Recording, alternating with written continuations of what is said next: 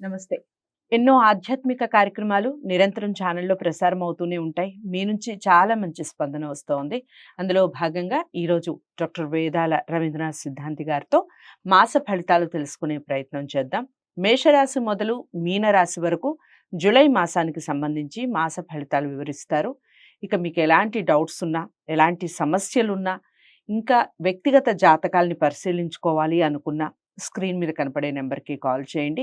గురువుగారు మీతో మాట్లాడటం జరుగుతుంది. మీకు అపాయింట్మెంట్ ఇచ్చి మీకు ఎలాంటి సమస్యలున్నా దానికి తగ్గ పరిహారం చెప్పడం జరుగుతుంది.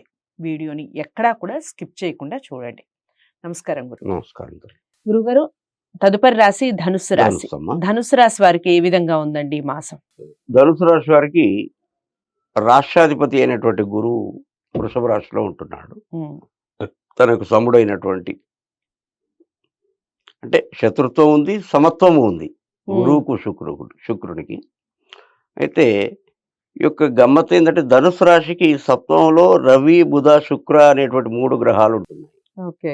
3వ తారీఖు నాడు బుధుడు మారుతున్నాడు. హుహు. 9వ తారీఖు నాడు శుక్రుడు కర్కాటకంలోకి వస్తున్నాడు. హ్మ్. అలాగే 15 నాడు రాత్రి అంటే తెల్లవారితే 16 ఈ యొక్క రవి కూడా మనకు కర్కాటకంలోకే వస్తున్నాడు. అంటే వీళ్ళంతా కూడా ధనుస్సు నుంచి 8వ ఇంటికి వెళ్ళే అవకాశం ఉంది. ఓకే. ఈ 6, 4 అంటే 4, 8, 12 ఒకటి, హ్మ్.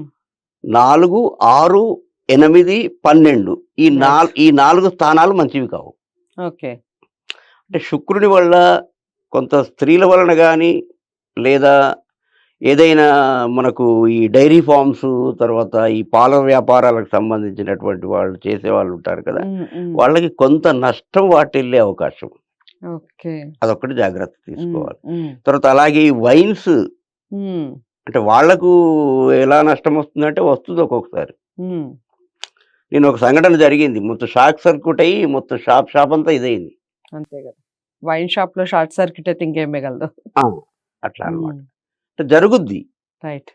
కొన్ని మనం వాళ్ళకి ఎలా నష్టం అవుతుందంటే అవుతుంది ఏదో రకంగా, గ్రహాలు అనుకూలంగా లేకపోతే. రైట్.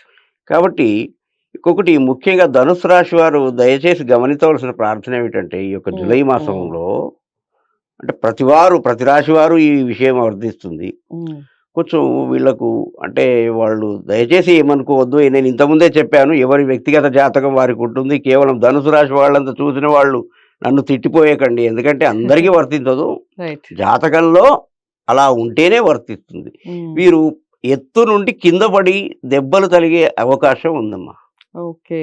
అందులోనూ కాస్త జాగ్రత్తగా ఉండడం ఒకవేళ పడ్డా కూడా ప్రాణం పోకుండా ఏదైనా శరీరంలో అవయవ లోపం జరిగే అవకాశం కనబడుతుంది. అయ్యో! హ్మ్. కాబట్టి కొంచెం ఈ ధనుస్సు రాశి పేరు ఉన్నటువంటి వాళ్ళు కొంచెం జాగ్రత్తలు తీసుకోండి. ఎందుకంటే నేను కేవలం మానవుల గురించి చెప్పడం లేదు. ఇప్పుడు జ్యోతిష శాస్త్రం అనేది ఆస్ట్రాలజీ, హ్మ్. ఆస్ట్రానమీ అంటే ఖగోళ శాస్త్రం. రైట్. ఇవి 2 ఒకటే, వేరు కాదు. ఎందుకంటే ఇప్పుడు మనకు కళ్ళు చూడండి, మనం కళ్ళతో ఒక వస్తువును చూస్తే ఒకే వస్తువు కనబడుతుంది. అవును. అలాగే ఆస్ట్రాలజీ అనేది ఒకేనమ్మా. రైట్. ఇంకొకటి మీరు గమనించినట్లయితే మనకు భారతదేశం యొక్క రాశి ఏ రాశి అమ్మా? ధనుసు రాశి. హ్మ్. మొన్న ట్రైన్ యాక్సిడెంట్ అయింది. ఎక్కడైంది? బీహార్‌లో అయింది. ఓకే. బి హ్మ్. మూలా నక్షత్రం, ఓకే. ధనుసు రాశి. హ్మ్. అయితే ఎప్పుడు కూడా మీరు గమనించండి, ప్రతి సంవత్సరము హ్మ్. ధనుస్సు రాశికి సప్తమ, అష్టమ స్థానంలో ఉన్నప్పుడు ఎప్పుడు మనకు ఈ యొక్క భూకంపాలు గానీ, సునామీలు గానీ, యాక్సిడెంట్లు గానీ, అయ్యే అవకాశం ఏవైనా ఉంటుంది. పెద్దగా మంటలు లేచి ఫ్యాక్టరీలు నాశనం కావడం గానీ ఇవి జరుగుతాయమ్మా. ఓకే. ఇట్లా ప్రతి దేశానికి అంటే ఆ దేశానికి కుజుడు అనుకూలంగా లేనట్లయితే అలా జరుగుతాయి తల్లి. ఓకే. కాబట్టి ధనుసు రాశి వాళ్ళు కొంచెం ఆంజనేయ స్వామిని స్మరించడం, హ్మ్. మహామృత్యుంజయ మంత్రాన్ని స్మరించడం హ్మ్. కొంత వీళ్ళకు చెప్పదగ్గ ఆరోగ్యాన్ని ఇస్తుంది. ఆ విధంగా ఇంకేమైనా అనుమానాలుంటే వారు సంప్రదించొచ్చు. సంప్రదించవచ్చు. రైట్. సో అదండి విషయం. ధనుసు రాశి వారు కాస్త ఆరోగ్య విషయంలో జాగ్రత్తలు వహించండి. డౌట్స్ ఏమన్నా ఉంటే స్క్రీన్ మీద కనపడే నెంబర్కి కాల్ చేయండి.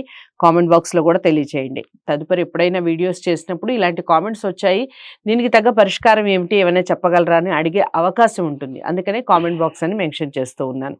వీడియోని అందరికీ షేర్ చేయండి, లైక్ చేసి ఛానల్ని సబ్స్క్రైబ్ చేసుకోండి. తదుపరి రాశితో మళ్ళీ కలుస్తాను. నమస్తే.